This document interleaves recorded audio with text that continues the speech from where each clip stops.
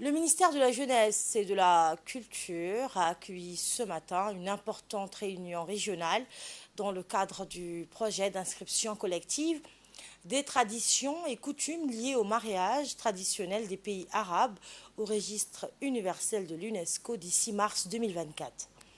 Avant le début de la réunion, la ministre de la Jeunesse et de la Culture, Dr Hibo Momin Assoué, a reçu dans ses bureaux les représentants de l'ALESCO, Dr Fathi El-Jiraï et de Abdelhadi Al-Gamari, les deux experts internationaux, Mohamed Benji et M. Mustafa Lok, le secrétaire général de la Commission nationale de l'UNESCO à Djibouti, M. Mohamed Moussa, conseiller technique principal, Idriss Moussa, le secrétaire général de directeur général de l'Agence nationale pour la promotion, de la culture, et la directrice de la culture, Fazma Abdi Issé, outre la République de Djibouti, étaient conviés à cette réunion, la République des Comores et la République de la Somalie. L'objectif principal de cette réunion est la réalisation d'un dossier commun sur les traditions et coutumes liées au mariage traditionnel dans le monde arabe entre ces trois pays. La République de Djibouti a eu l'honneur d'être le chef de file de ces trois pays pour la proposition d'inscription de cet élément commun traditionnel au patrimoine culturel immatériel mondial de l'UNESCO. أو كذلك ضمن مبادرات أخرى مثل ما هو الشأن بالنسبة لهذا الملف وملف البشت التي تعقده دولة قطر وغيرها.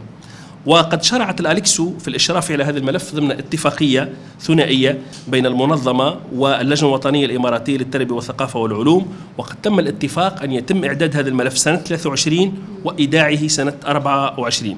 طبعا تم إمضاء هذه. C'est avec une fierté culturelle, empreinte de solidarité et de partage de nos éléments culturels que j'ai l'honneur de vous souhaiter très chaleureusement la bienvenue en République de Djibouti.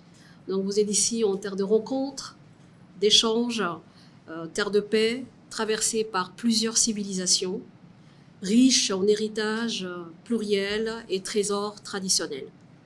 En effet, la République de Djibouti, située dans l'embouchure de la mer Rouge au carrefour des continents indo-européens et africaines, mais aussi arabes, se caractérise par les richesses de sa diversité culturelle. Elle est la porte d'entrée du continent africain et a toujours été marquée depuis des siècles par des peuplements divers et échanges commerciaux qui ont drainé des sédiments culturels dont l'apport positif a engendré un brassage culturel considérable.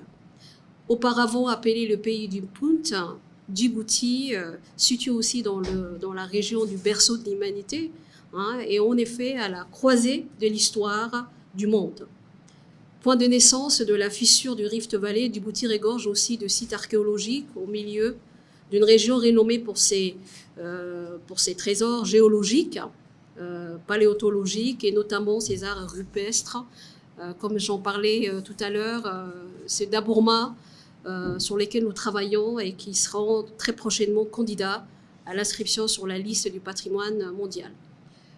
Mesdames et messieurs, chers invités et chers participants, le sujet abordé au cours de votre rencontre porte sur la Convention pour la sauvegarde du patrimoine immatériel et plus spécialement sur le mariage traditionnel dans le monde arabe, élément important pour tout pays et qui constitue les socles de la cohésion sociale à travers la mixité communautaire et la transmission de multiples héritages collectifs aux jeunes générations. Je tiens à souligner que notre patrimoine culturel, en effet, se concentre principalement dans la catégorie immatérielle. Et nous tenons donc à sa valorisation par toutes les voies possibles, et notamment par la mise en place des mesures adéquates en développant surtout les coopérations bilatérales, multilatérales, sud-sud, mais surtout le partenariat et coopération dans le monde arabe.